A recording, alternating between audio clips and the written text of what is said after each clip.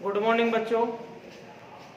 आज मैं आपको स्टार्ट कराऊंगा 17 एक्सरसाइज। कल मैंने 4 की कही थी लेकिन 4 को बाद में कराएंगे। पहले 17 एक्सरसाइज करते हैं और उम्मीद करता हूं कि आप अच्छे से मज़े से इंटरेस्ट के साथ आप मेरे द्वारा पढ़ाए गए टॉपिक्स को पढ़ रहे होंगे और उनसे क्वेश्चन कर रहे होंगे। आप रिवीजन अच्छे से कर रहे होंगे। आज हम अपन पढ़ेंगे 17 एक्सरसाइज जिसका नाम है केंद्रीय प्रवृत्ति के माप। केंद्रीय प्रवृत्ति के माप ये गणित की एक शाखा होती है, सांख्यिकी, उसके अंतर्गत आता है ये सांख्यिकी। सांख्यिकी का मतलब ये होता है कि गणित की वह शाखा जिसमें आंकड़ों से संबंधित अध्ययन किया जाता है, अर्थात गणित की वह शाखा जिसमें आंकड़ों का संग्रहण, वर्गीकरण, विश्लेषण संबंधी आंकड़ों का अध्ययन किया जाता है, उसे सांख्यिकी कहते हैं। और केंद्रीय प्रवृत्ति के माप इसी के अंतर्गत आता है। सांख्यिकी का एक भाग है किसी श्रेणी का वह मान जो उस श्रेणी के समस्त मानों का प्रतिनिधित्व करता है, जैसे कि एक क्रिकेट की टीम में या किसी फुटबॉल की टीम में, और उसका जो कैप्टन होता है वो केंद्र का काम करता है। उस जो कैप्टन कहेगा उसके इर्द गिर्द घूमता है, पूरी टीम का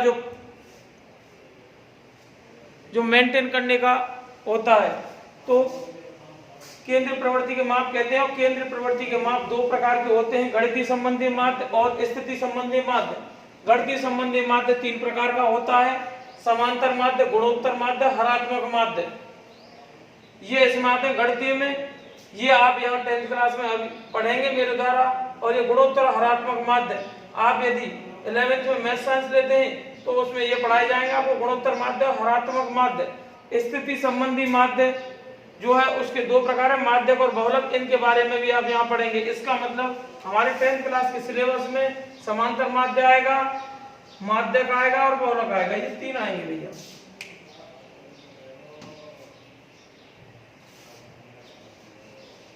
सबसे पहला काम है हमारा समांतर माध्य को सीखने का। एक्सरसाइज को जो मैं करा रहा हूं आप धीरे धीरे उसका मेरे साथ साथ रिवीजन करेंगे। अगर आपने एक साथ इकट्ठा कर लिया तो फिर आपकी गोलमेट हो जाएगा ये। तो देखिए समांतर माध्य,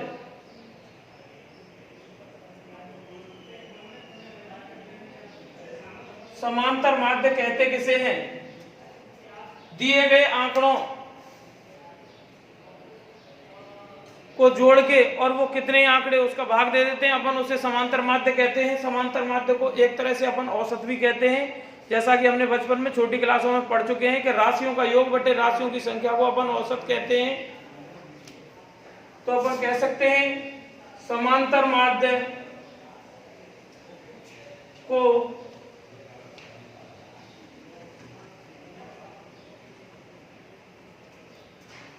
औसत भी कहते हैं।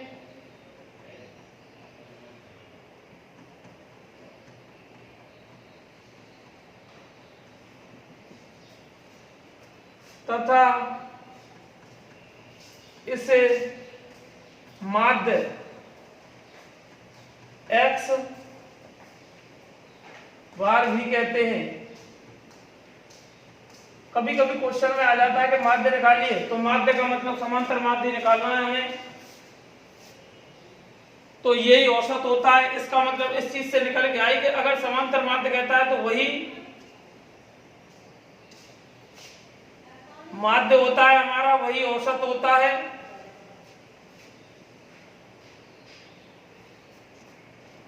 तो इसको आंकड़ों का योग बटे आंकड़ों की संख्या,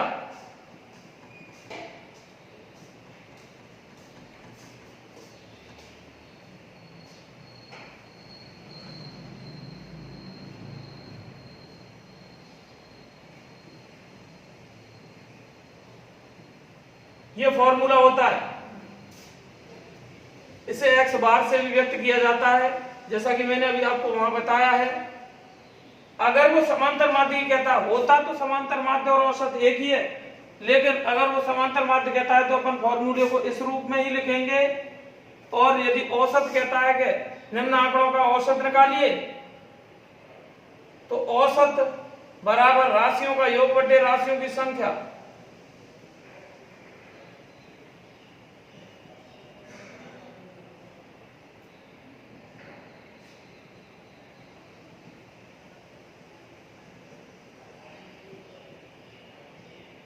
होती एक ही चीज है, सिर्फ जिस भाषा में वो हमसे कह रहा है माध्य की कह रहा है तो माध्य वाली बात में लिख देंगे उस तरीके में, और औसत की कह रहा है तो औसत वाले शब्दों को अपन प्रयोग कर लेंगे। बस ये होता, दोनों चीज एक ही है, इसमें आंकड़ों का योग होता है, इसमें राशियों का योग, आंकड़े ही राशि होते हैं। इसको दो फॉर्मूले, मतलब वही, अर्थ इसका एक ही है। इसे एक रूप और व्यक्त करते हैं अपन, x bar is equal to sigma x upon n।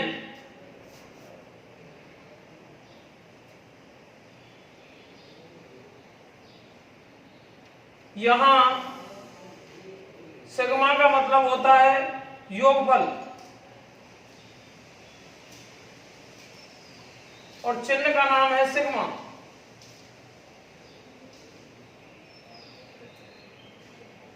N यहां पर आंकड़ों की संख्या, तो इसका मतलब है सिग्मा x बराबर हो गया आंकड़ों का योगफल।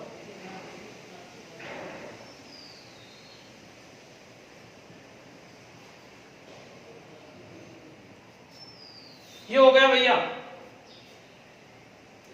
समांतर माध्य के बारे में, जिसे अपन औसत भी कहते हैं। पहला ही उदाहरण है, जैसा कि आपके पास मैंने बुक भेजी है ग्रुप पर, उसमें देख सकते हैं आप।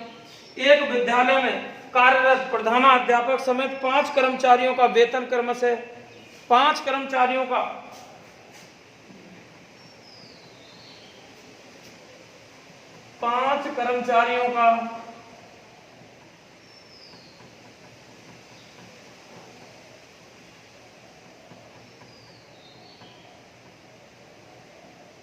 औसत वेतन दे रखा है। औसत नहीं है भैया, सिर्फ वेतन है। वेतन दे रखा है, पहले कर्मचारी का दे रखा है 8,000 रुपए और दूसरे का है 5,000, ये रुपए में है। तीसरे का है 4,000, फिर है 2,500 और उसके बाद है 1,500 रुपए मासिक दे रखा है भैया। विद्यालय में कार्यरत कर्मचारियों का औसत वेतन निकालना है हमें, तो देखिए औसत वेतन, उसी की भाषा में उसको जवाब देंगे। औसत वेतन बराबर राशियों का योग। औसत कह रहा है तो वो अपना औसत वाला फॉर्मूला लगा देंगे, होता एक ही चीज है। इसका मतलब है राशियों का योग बटे राशियों की संख्या।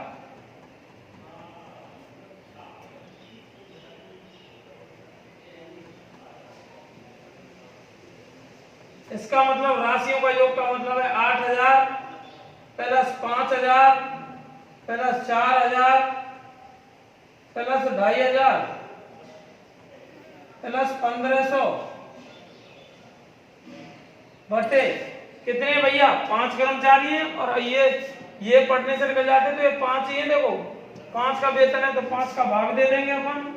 इसका मतलब 8,000 और 5,000 13,000, 13 और 4 17,000, 17 और 4,000 21,000 बटे 5, 5 चौक 20, 5 दूनी 10, 2 जीरो की 2 जीरो। ये आ गया उनका औसत वेतन। यूनिट जरूर लिखेंगे आप।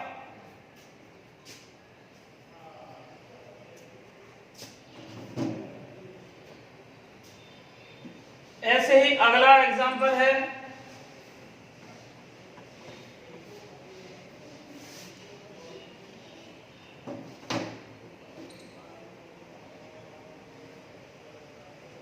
ये दे रखा है उदाहरण नंबर 2।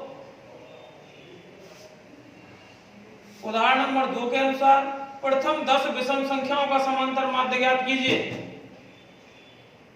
प्रथम 10 विषम संख्याओं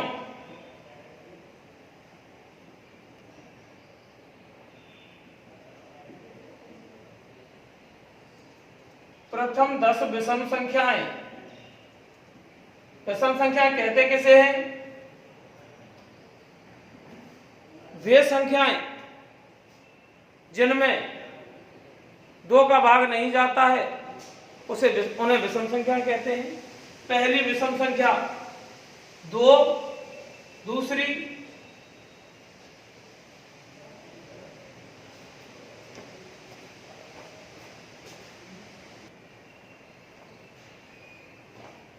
तो ये तो सम संख्याएं होती हैं जिनमें 2 का भाग चला जाता है, 2, 4, 6, 8, 10। अब हम बात कर रहे हैं विषम संख्याओं की। विषम संख्या जिनमें 2 का भाग नहीं जाता है, इसका मतलब है 1, 3, प्रथम 10 मतलब प्रथम शुरू की स्टार्टिंग की 10 विषम संख्या 1, 3, 5, 7, 9, 10 लेनी है भैया, 11 विषम लेनी है, 13, 1, 2, 3, 4, 5, 6, 7, 15, 17, 19, 10 हो गई भैया। ये है प्रथम 10 विषम संख्या है। इनका औसत निकालना है तो माध्य बोला है उसने, इसमें माध्य निकालना है तो निकाल दो भैया। माध्य बराबर माध्य समांतर माध्य, माध्य का मतलब एक ही होता है, आंकड़ों का योग। फॉर्मूला लिख देंगे भैया। माध्य कह रहा है तो माध्य हिंदी में क्या कह रहा है वो क्वेश्चन के अंदर, उस पर आंकड़ों का योग बटे आंकड़ों की संख्या।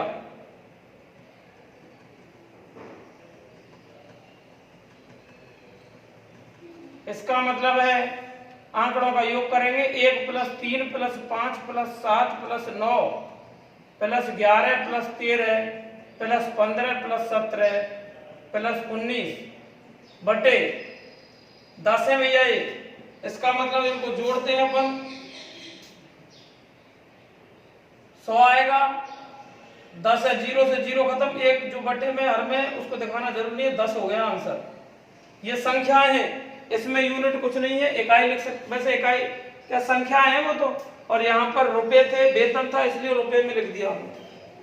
अगला क्वेश्चन तीसरा, 8 क्रमागत विषम संख्याओं का औसत 16 है। 8 क्रमागत विषम संख्याओं का 16 है तो संख्याएं ज्ञात कीजिए।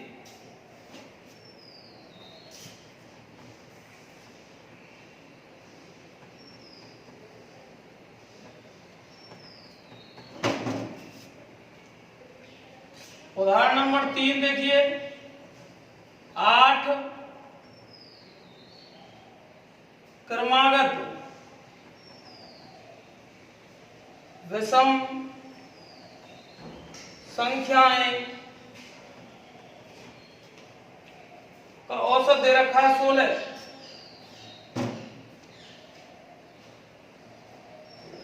माना x है भाई, 2 विषम संख्याओं के बीच में 2 का अंतर होता है, सम के बीच में भी 2 का ही अंतर होता है। 2 विषम संख्याओं के बीच में 2 का अंतर होता है, इसका मतलब पहली x है तो अगली 2 होगी, मतलब पहली विषम संख्या 1 है तो दूसरी 3 होगी, मतलब 1 + 2 = 3। 3 में फिर 2 जोड़ देंगे, 5 आ जाएगी। तो इसका मतलब पहली विषम संख्या हमने x मानी है तो दूसरी हो गई x + 2, 2 जोड़ दिया, 2 का अंतर हो गया, x + 4, 8 है संख्याएं, x + 6, x + 8,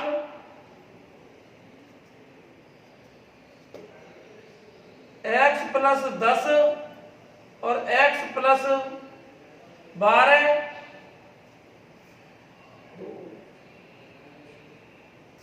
और x + 14। ये है वो संख्याएं हमने ये मानी है। उसने दे रखा है औसत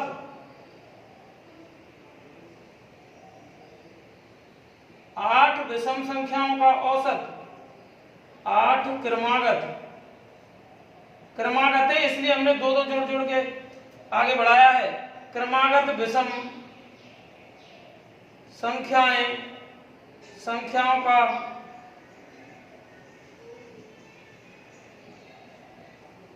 औसत बराबर 16 दे रखा है उसने। इस हिंदी की जगह पे उसका फॉर्मूला लिख देंगे अपन, आंकड़ों का योग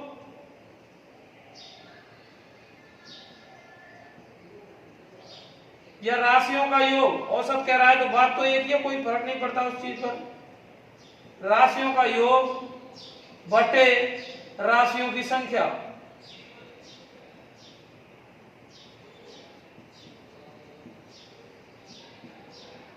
बराबर 16।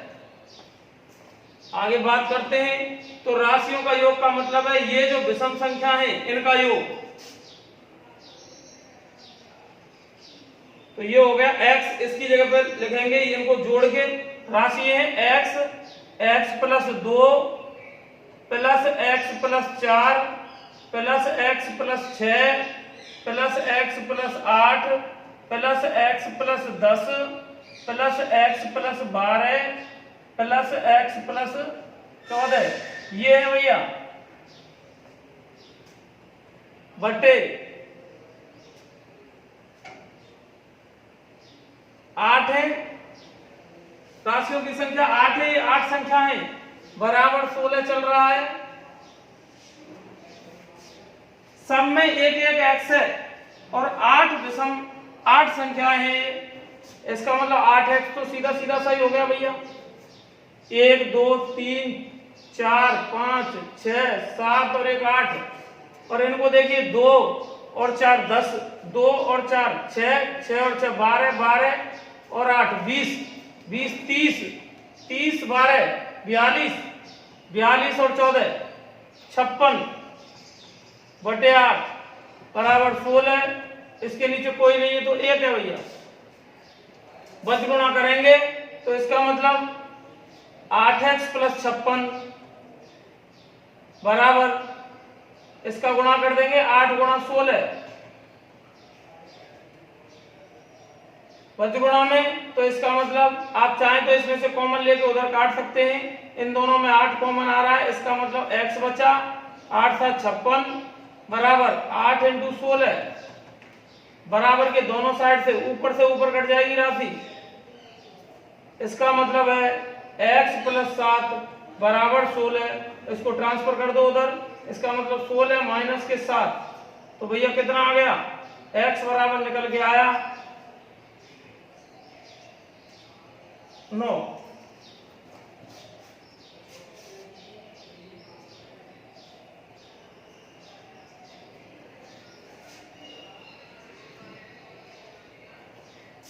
ये निकल के आ गया हमारा। लेकिन अतः वो संख्या पूछ रहा शायद इसमें क्वेश्चन में, तो संख्या ज्ञात कीजिए। अतः संख्याएं कौन कौन सी हो गई भैया,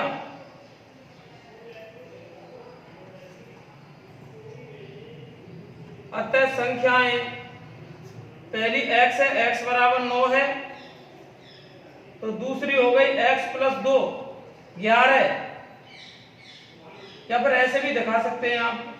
पहली x है, दूसरी x प्लस 2, तीसरी x plus 4, x plus 6, x plus 8, x plus 10, x plus 12, x plus 14। इसका मतलब 9 11 दो दो जोड़ते चलो भैया, 13 15 17 19 21 23 ये हो गई भैया वो संख्याएं हैं।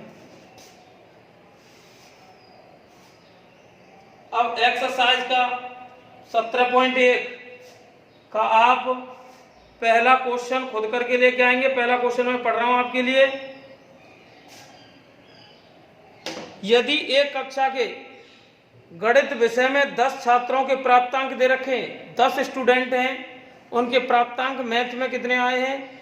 एक प्राप्तांक आए हैं, पहले बच्चे के आए 52, दूसरे के 75, 40, 70, 43, 40, 65, 35, 48, 52। तो समांतर माध्य ज्ञात कीजिए। ये जो जितने दे रखे हैं अंक, उन सबको जोड़ देंगे और समांतर माध्य निकालना है तो इनको लिख देंगे अपन समांतर माध्य बराबर आंकड़ों का योग बटे आंकड़ों की संख्या। इन सबको जोड़ देंगे और कितने छात्रों के हैं नंबर या गिनती में संख्याएं कितनी है? 10, 10 का भाग दे देंगे, आंसर आ जाएगा भैया, जैसा कि मैंने आपको उदाहरण एक भी कराया था। अगला क्वेश्चन है, एक विद्यालय के सहायक कर्मचारियों का मासिक वेतन दे रखा है। सेम सवाल है, अभी अभी मैंने कराया है वेतन वाला। एक वेतन दे रखा है 1720, 1750, 1760, 1710। इन सबको जोड़ देंगे और कितने हैं ये कर्मचारी, सहायक कर्मचारी? 4 हैं, 4 का भाग दे देंगे भैया। समांतर माध्य निकालना है। समांतर माध्य कह रहा है तो फॉर्मूला लगाएंगे आंकड़ों का योग बटे आंकड़ों की संख्या, और यदि औसत पूछता है तो अपन निकालेंगे राशियों का योग बटे राशियों की संख्या। जैसे पूछता है उसी को उसी की भाषा में अपन जवाब देंगे। तीसरा क्वेश्चन ये है, मैं इसको करा रहा हूं, very most important question of the year. ऐसा ही क्वेश्चन है जैसा मैंने कराया, लेकिन फिर भी मैं करा रहा हूं इसे। ये क्वेश्चन अधिकतर आ ही जाता है। प्रश्नावली 17.1 का तीसरा क्वेश्चन। क्वेश्चन कुछ इस प्रकार है कि यदि 3, 4, 8, 5, x, 3, 2, 1 ये दे रखा है हमें अंकों का समांतर माध्य। इनका समांतर माध्य दे रखा है का समांतर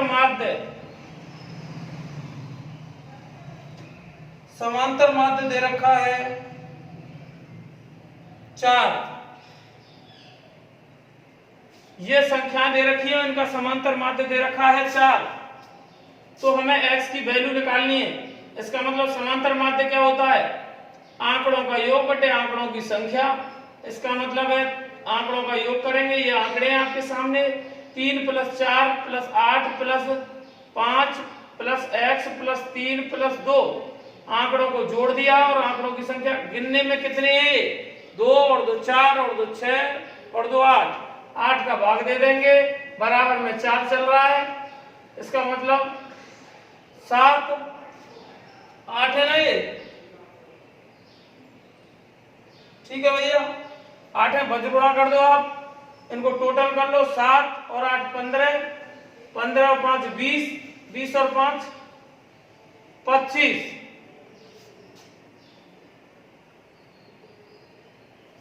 प्लस x। इस x को इनमें जोड़ नहीं सकते। 8 बराबर 4/1। बज गुणा करेंगे तो 25 + x बराबर 8 × 32। इसका मतलब x बराबर हो गया 32 - 25। तो x बराबर निकल के आया भैया कितना? 7। ये है।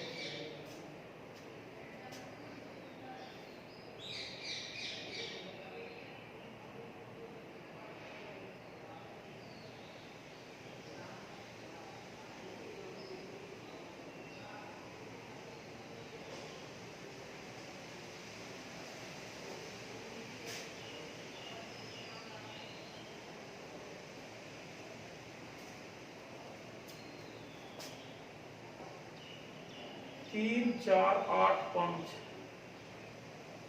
3 2 1 समांतर माध्य 4।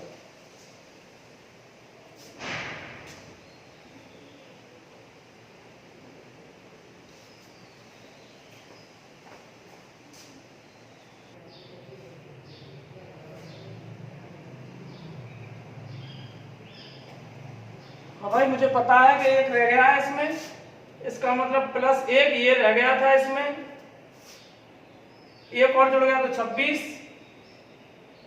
इसका मतलब यहाँ 26 और ये 6। ठीक है, अब तो वो रह गया, इस वजह से आंसर में चेंजिंग हो गई, कोई दिक्कत नहीं, मैं भी तो इंसान हूं। अगला क्वेश्चन है जो आपको ही करना है। क्रिकेट के एक खिलाड़ी ने 10 पारियों में, पारियां 10 हैं, क्रमशः 60, 62, 56, 64, 0, ये जो मैं बोल रहा हूं ये रन है उसके। पहली पारी में 60, दूसरी में 62, तीसरी में 56, अगली में 64, फिर 0, फिर 57, फिर 33, फिर 27, फिर 9 और 71 रन बनाए उसने। उसके इन पारियों के रनों का औसत निकालिए। औसत बराबर राशियों का योग बटे राशियों की संख्या। जितने भी उसने पारियों के रन दे रखे हैं सबको जोड़ देंगे और कितनी पारियां हैं ये 10, तो 10 का भाग दे देंगे, जो आएगा वो आंसर है। क्वेश्चन नंबर 5,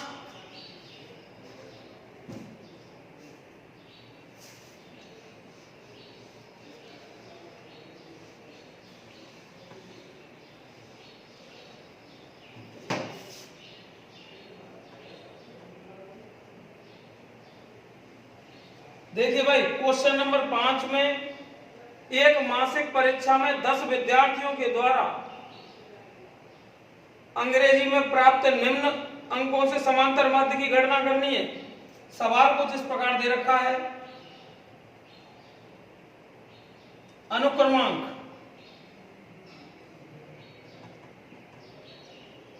सवाल की भाषा ऐसी बना दी है कि आप जानबूझ के इसको सारणी समझ लें। प्राप्तांक,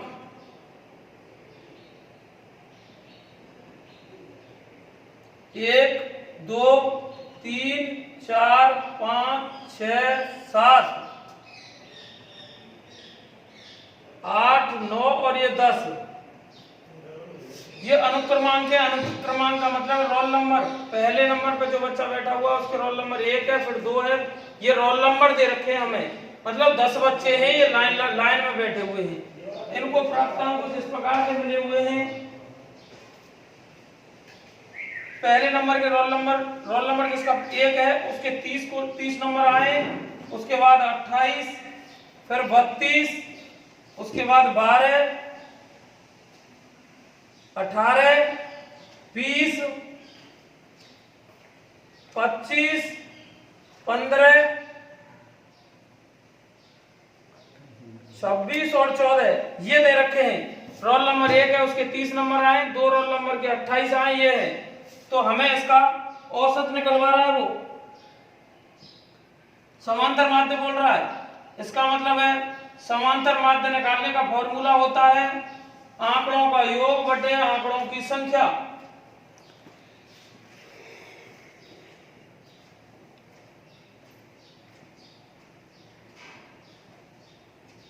फॉर्मूला हर बार लिखेंगे आप। इसका मतलब है आंकड़ों का योग। इन आंकड़ों का योग का मतलब क्या है, इनको जोड़ देंगे आप। ये जो आपके सामने ये हैं आंकड़े, ये तो बच्चे हैं गिनती में, रोल नंबर वाइज ऐसे लाइन लगा के बैठा दिया। एक रोल नंबर, 2 रोल नंबर, भाई एक रोल नंबर एक ही बच्चा तो होगा, दूसरे नंबर पे भी एक ही बच्चा। इसका मतलब आंकड़ों की संख्या का मतलब है 10। 10 का आप भाग दे देंगे, 10 रोल नंबर तक है तो 10 बच्चे हैं, 10 का भाग दे देंगे और इन सबको जोड़ देंगे, ऊपर लिखा जाएगा। ठीक है, आप इसको करेंगे और हो जाते हैं तो और भी करेंगे। घर पर सुरक्षित रहें और पढ़ाई करें। ओके।